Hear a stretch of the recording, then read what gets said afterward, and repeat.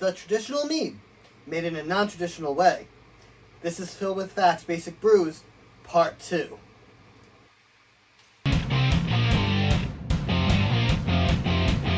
So, we made a traditional mead in a non-traditional way. Time to see how it turned out. So, last time, I showed you guys how to make a traditional mead in a 1-gallon jug, opposed to a fermenter. Today, we're going to find out how it turned out. First thing we need to do is to actually take a gravity reading and see where this thing ended up. For that, I have my auto siphon and my hydrometer. And as always, anything that's going to touch my brew today has been sanitized.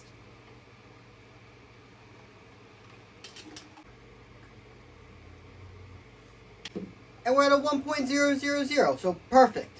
So that means this fermented out. Should have, it's been a few weeks. The next thing we want to do is add our sample to a new pitcher. Carefully. Get out an elevation point.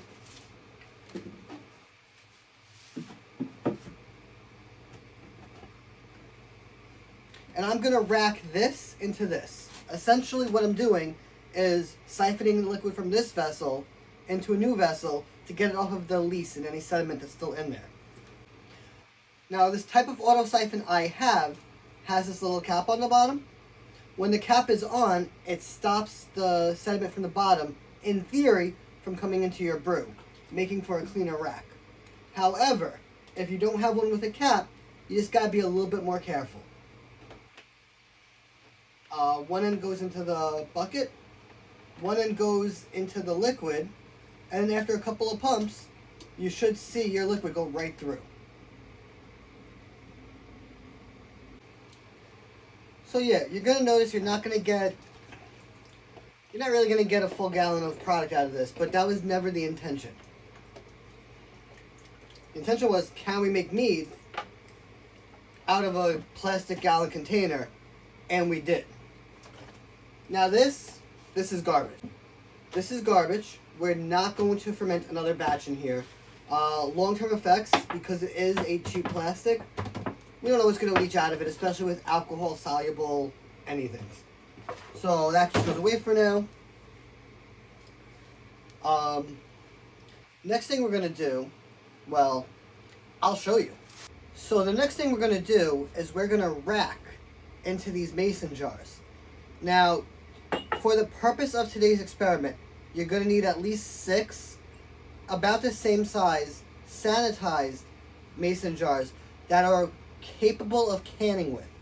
So you might have to do a little bit of shopping. I'll put a link below on some of the cans I used for today. You're also going to need several different ingredients. So what we're going to do is rack it off and then create one control.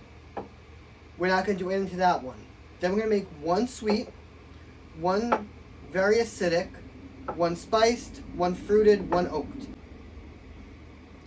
This is going to give us a great sampling to do some mixes and matches to figure out what kind of meads we like. It might just be a traditional mead, which is fantastic. They're very good, and they let you experiment with a variety of honeys. Or you might learn that you like fruited meads, or mellow melts, or something that's more oaked, or something that's aged like that, or something very spicy. So without getting too much more into it, we're going to rack. However, you just saw me rack, so I'm going to rack, and I'll be back after I get some mead in each one of these jars.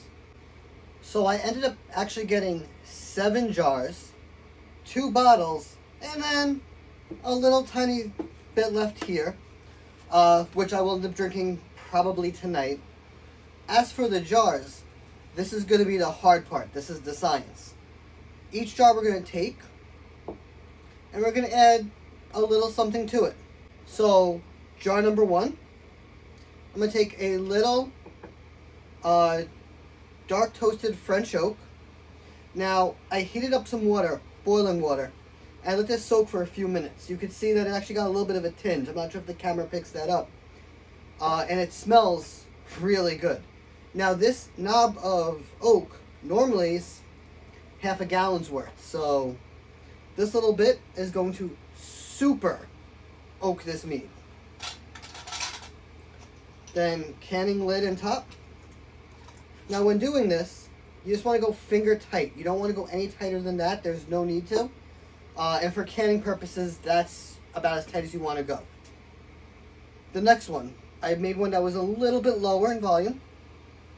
And that's going to get some thawed blueberries.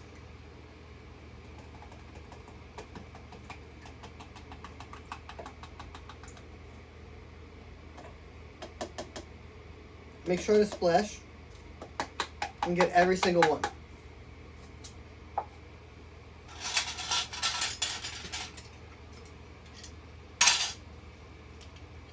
Now, if you don't like blueberries or you don't have frozen blueberries, use any frozen fruit you want. If you don't have frozen fruit available, take whatever berries or fruits you want, freeze them, because you want to use something that's been frozen and defrosted. Something about how the ice crystals break up the cells and help the fruit extract the juice. That's what you want. Next one. 2 cloves and a cinnamon stick. This is going to be our spiced one. You can use any spice you want as long as it's in its whole form. You don't want to use like cinnamon powder in here. You could for the test batch, but just in general. Now 2 cloves and 1 cinnamon stick in this amount is going to super spice it. So you really are going to make a spicier mead than intended. And that's kind of the point, if you see where we're going. We're trying to go above and beyond what we would normally do for a mead. Next one. The juice of 1 lemon with some of the zest. If you don't have lemons, use that little thing of lemon juice. It's fine. We're not doing it for the flavor of lemon. We're doing it for the acidic component of lemon. Next one's going to be a few tablespoons of table sugar. And if you have a Babish Tiny Whisk, that makes it even better.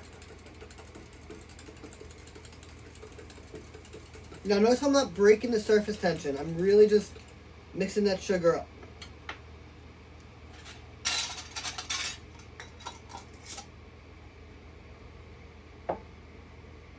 And then the last 2 are going to be our controls.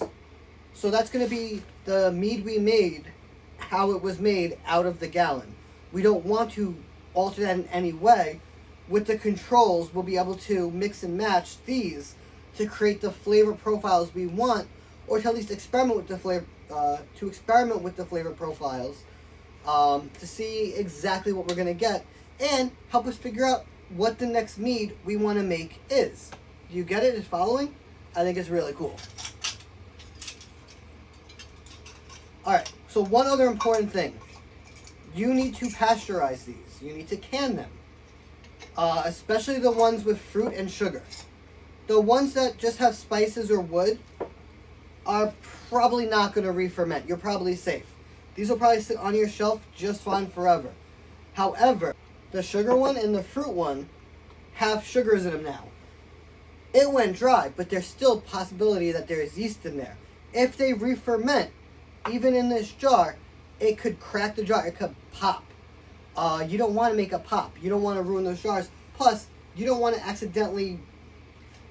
possibly hurt somebody or make a mess of your space. So to pasteurize them, if you have an at-home canner or you know how to can, just use your normal canning methods. As long as they're above 140, the yeast will die anyway. What I tend to do is put them in a pot with a towel at the bottom, because you don't want these to touch metal directly. Fill them over the top with water. Bring them to a boil. Let them boil for about 15 to 20 minutes. Take the temperature, make sure that they are around 140, or in this case, a lot higher. And then let them cool in that water. Once they're cool to touch, you can then just store them on your shelf. Any yeast in there is dead, and they will be perfectly safe to store. Anyway, I'm going to let these go for about 2 weeks. Oh, I'm going to label these so I know what's in each one, because in about a week from now, I'm not going to remember. So since I'm not going to remember, I'm going to assume you're not going to remember. So just label them. And then, in a week or 2 from now, once everything gets to settle and know each other, we're going to do a tasting. But for you, that's going to be in a couple seconds from now anyway. So we're just going to time travel, and I'll see you guys then. And here we are. So it's only been about 5 days since I put everything into jars. Any extraction should have already taken place. And yeah, you can let these sit for a while longer, and the longer you let them sit, the better they're going to be. But the purpose of today's video, and the purpose of this experiment even, was to see, can we make a traditional mead in a non-traditional way? And secondarily, to see if we can create a flavor profile for the next mead we're going to make. And I don't want to wait any longer. So, we're going to try some meads. Now, in this section, I have my 2 controls. These are the meads untampered with. We have our fruited one, which is a lovely color. And we have a spiced one.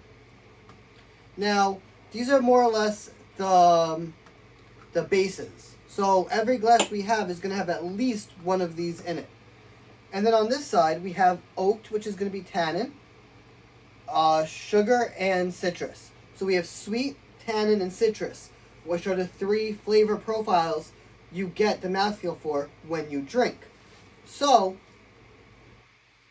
by adjusting these with these, it's kind of show us what we like.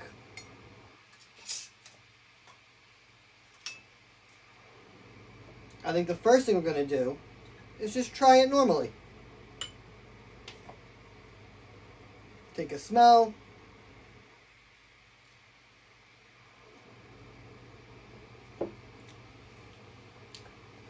It's rather nice for a 3-week-old mead.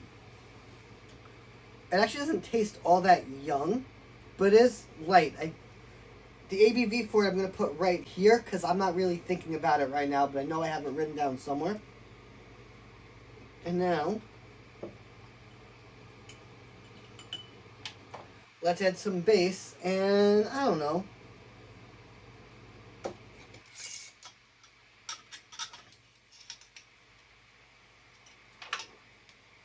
Maybe 1 spoonful of oak.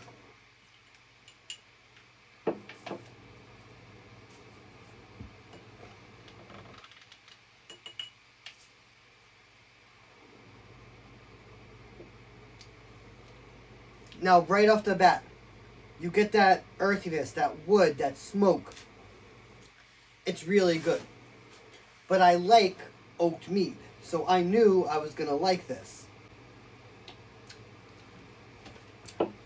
Now, after every glass, you should drink a little bit of water. Cleanse your palate a little bit. And then, just dunk your glass in a little water. Clean it out. And we're going to start again. Now this time I'm going to do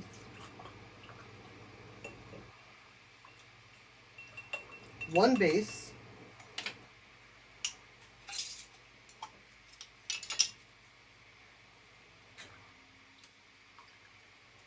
a little bit of sweet,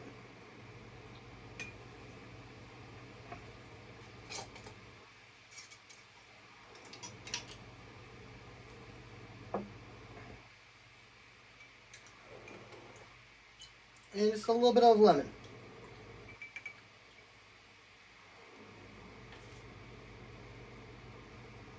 Swirl it, sniff it.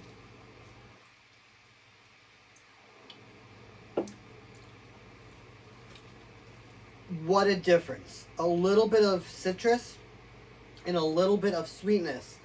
And this doesn't even remotely taste like this.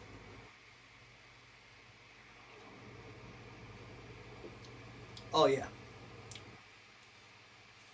And then for a little fun, a little oak. Now keep in mind, this is essentially 7 glasses of mead that you have in front of you. And the more of them you try, well, the better they're all going to start to taste after a little while. So try to be a little bit more deliberate at the beginning, and then more experimental a little bit later on. Fruited one, and I want to just try it on its own. Oh, wow. So, got a lovely blueberry flavor. And again, I like blueberries. And I like blueberry mead. So, I'm not surprised I like this one. But, why don't we do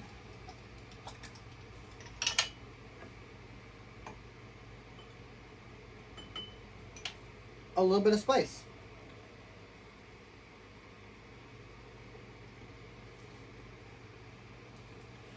And all of a sudden you start to get like a blueberry pie type flavor where you get... It just went from like a spring/summer type drink to more of like a end of autumn, maybe beginning of winter, getting close to those holidays. Just unlocked a whole bunch of different memories. And we would just keep doing this. Now, the different combinations you can create this way are endless. And I encourage you to try tons of different things. Maybe don't just try blueberry, but maybe make a bunch of different ones with different fruits, such as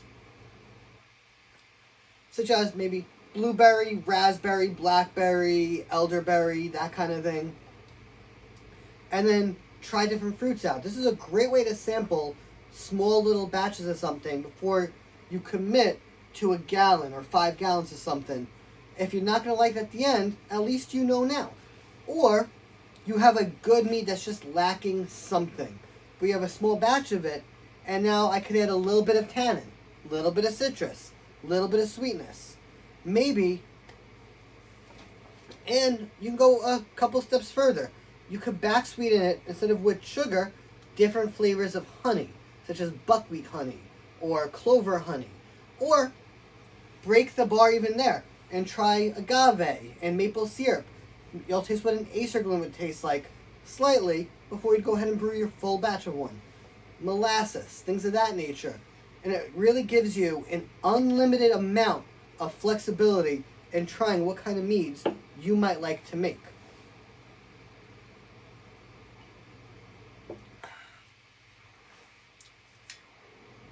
Ooh, now what am I going to do?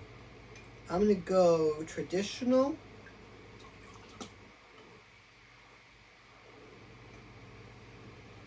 Spiced. And a little bit of sweetness.